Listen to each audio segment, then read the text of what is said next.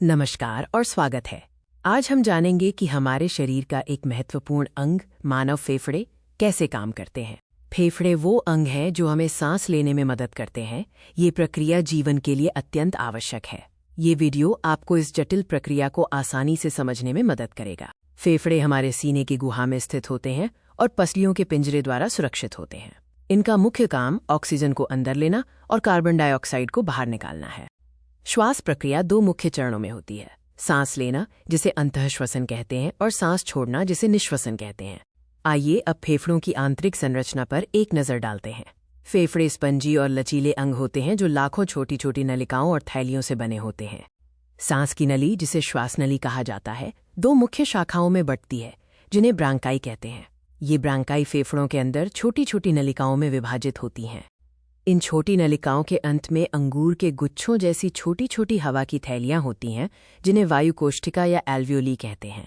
यही वो जगह है जहां गैसों का महत्वपूर्ण आदान प्रदान होता है। जब हम सांस लेते हैं तो हवा हमारे नाक या मुंह से होकर श्वास नली के माध्यम से फेफड़ों में प्रवेश करती है। सांस लेने की प्रक्रिया में डायाफ्राम नामक एक मांसपेशी प्रमुख भूमिका निभाती है। यह फेफड़ों के ठीक नीचे स्थित होती है। जब हम सांस अंदर लेते हैं तो डायाफ्राम सिकुड़कर नीचे की ओर चला जाता है, जिससे सीने की गुहा बड़ी हो जाती है और फेफड़ों में हवा भर जाती है।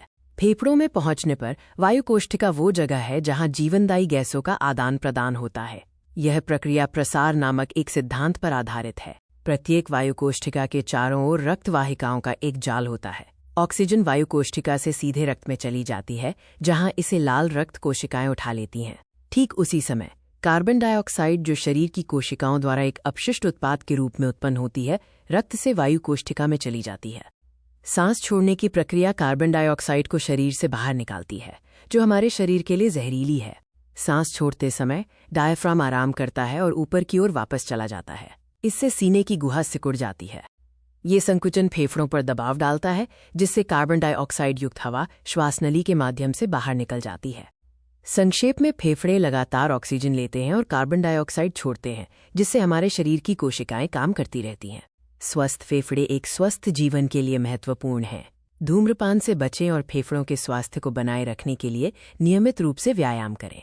इस जानकारीपूर्ण वीडियो को देखने के लिए आपका बहुत बहुत धन्यवाद। स्वस्थ रहें, सांस लेते रहें।